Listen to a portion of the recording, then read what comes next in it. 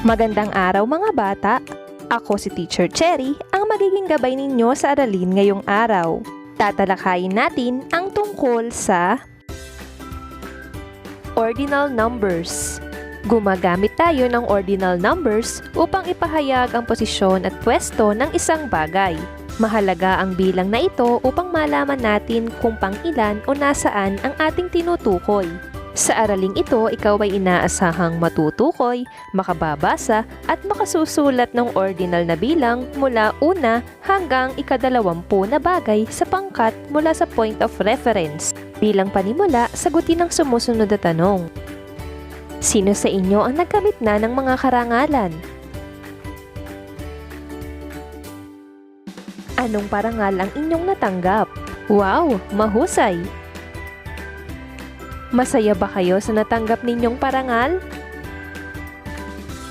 Kung gayon ay basahin natin ang isang sitwasyon na kung saan may kinalaman sa isang paligsahan. Ano kayang paligsahan ito? Sino-sino ang mga lumahok? Alamin natin. Si Jonathan, Vince at Brent ay mahilig maglaro.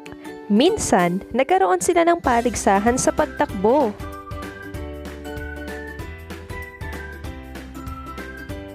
Ito ang kanilang pwesto. Una, Brent.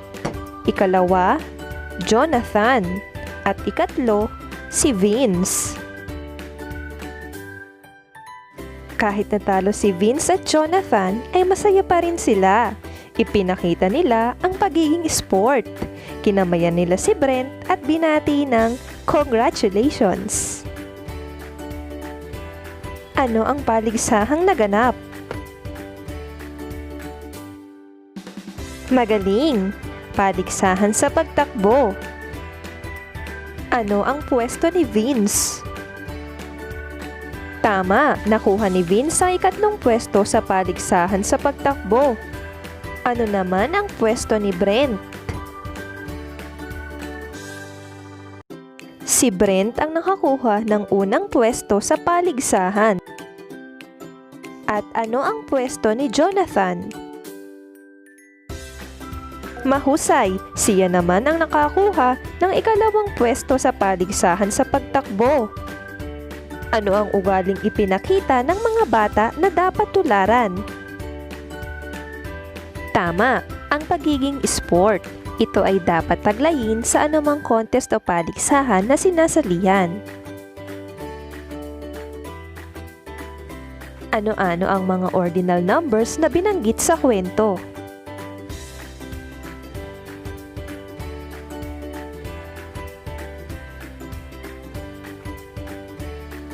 Ordinal numbers. Una, ikalawa, ikatlo.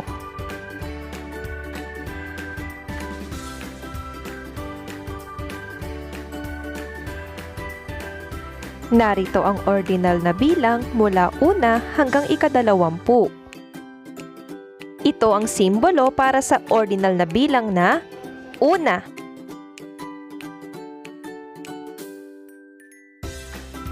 Ikalawa, ikatlo, ikaapat, ikalima, ikaanim, ikapito, ikawalo, ikasiyam, ika-10, ika-11, ika-12, ika-13,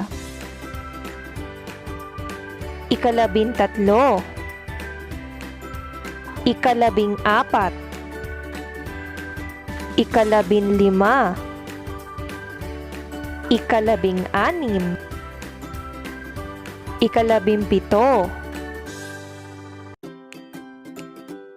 ika-17, ika-18, ika-19, ika-20,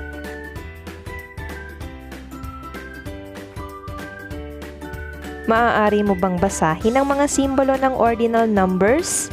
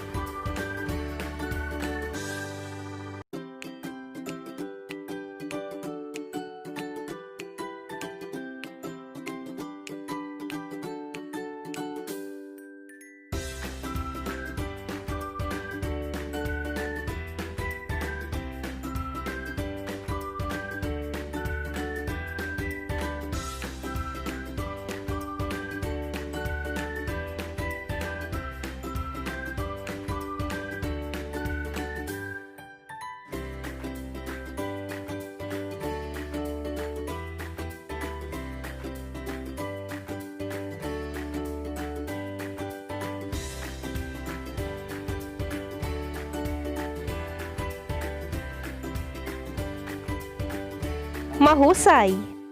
Ngayon naman ay basahin ang mga salita ng ordinal numbers at isulat ito sa simbolo. Gawin ito sa iyong sagutang papel. 15.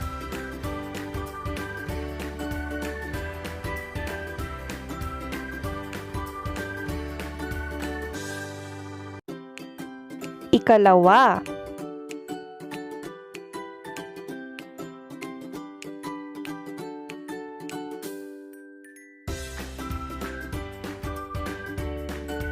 5.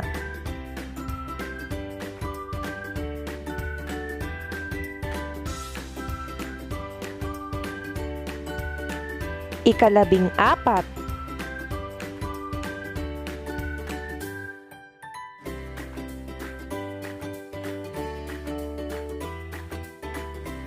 16.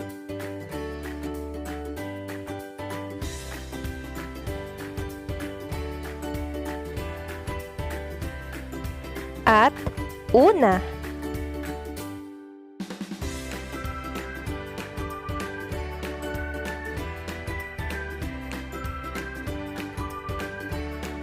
Sagutan natin. Ang simbolo ng 15 ay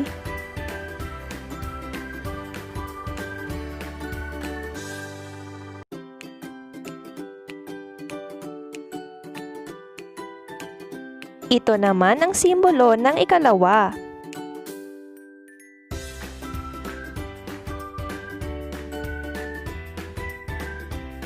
Ang simbolo naman ng ikalima ay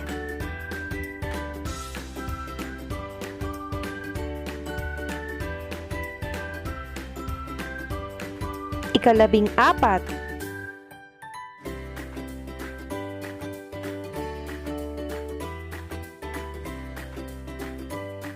Ang simbolo naman ng ika-anim ay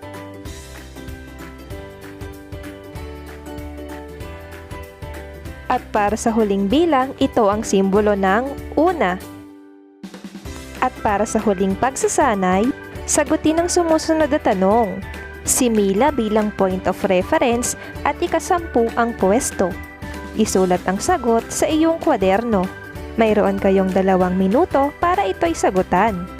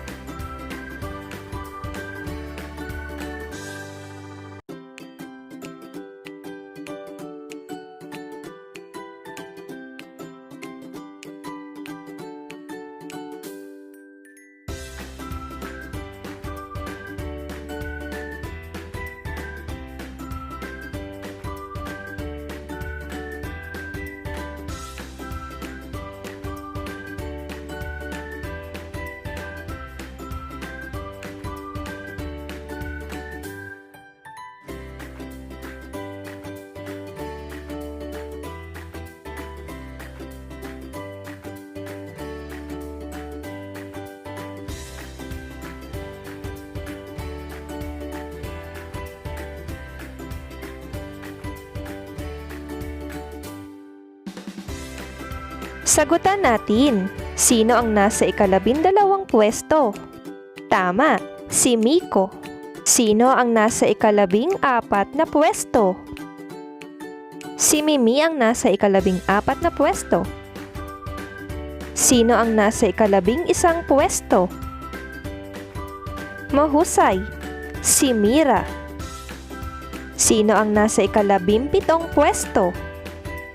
Si Maki ang nasa ika-17 pwesto. Sino ang nasa ika-15 pwesto? Magaling! Si Melo. Ano ang nakuhang pwesto ni Mario? Ang wastong sagot ay ika-18.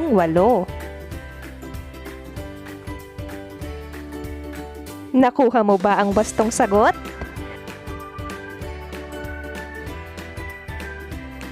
Kung gayon, mahusay, binabati kita!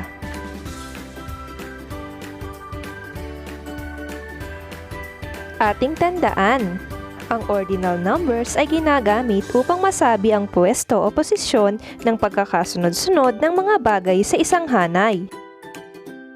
Ang point of reference ay makatutulong upang maunawaan kung saan nag-umpisa ang isang hanay. At dito nagtatapos ang ating aralin ngayong araw, mga bata.